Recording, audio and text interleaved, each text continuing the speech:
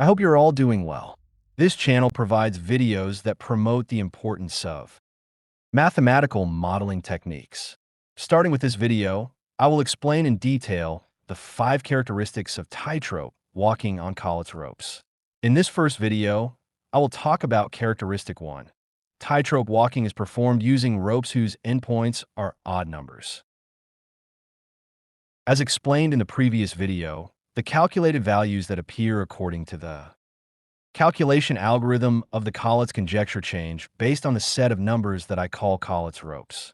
Each rope has an odd number at its endpoint, and the even numbers on the rope are generated by multiplying that odd number by powers of 2. First, let me restate the formula of a Collatz rope. In tightrope walking, the odd number h sub k of the kth Collatz rope and the even numbers obtained by multiplying it by 2 repeatedly are expressed as follows. When I equals 0, the value is odd, and when I is 1 or greater, the values are even.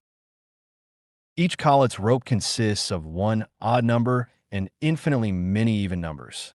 Among these, the maximum value on the rope that is relevant to the iterative calculation is given by the following equation.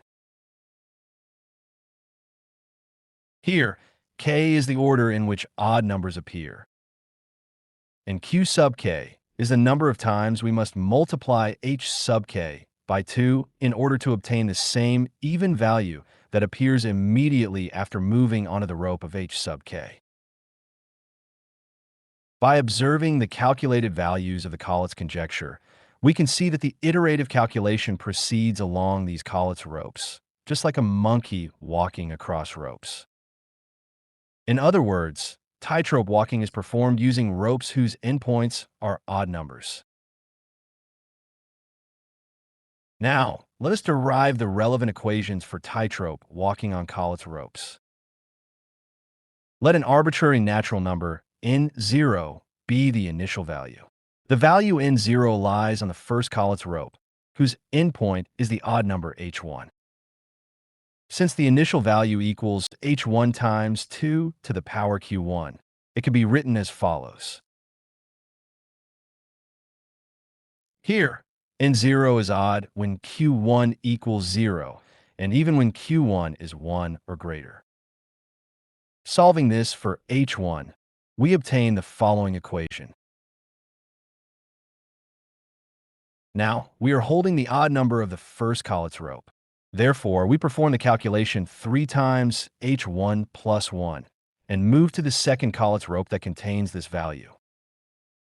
Any Collatz rope does not contain numbers that overlap with other ropes. Thus, the next rope to move on to is uniquely determined.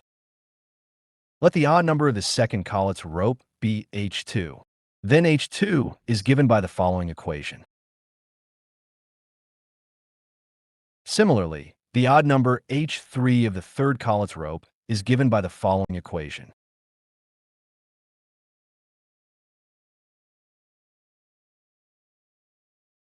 More generally, the odd number h sub n of the nth Collatz rope is given by the following equation. Here, the nth rope is assumed to be the Collatz rope whose odd endpoint is 1. Thus, h sub n equals 1. In later videos, I will prove that in this tightrope walking, the same rope is never used twice. Therefore, the following relationship holds. This fact makes it possible for the calculated values in the Collatz conjecture to eventually reach 1. In the above equation, n and q sub k are functions of n0, and they take values assigned uniquely for each initial value n0. As an example, Figure 1 shows how the calculated values change when the iterative calculation for n0 equals 56 is performed according to the Collatz rope model. We can see that the odd numbers change as the rope changes, and on the sixth rope, h6 finally becomes 1.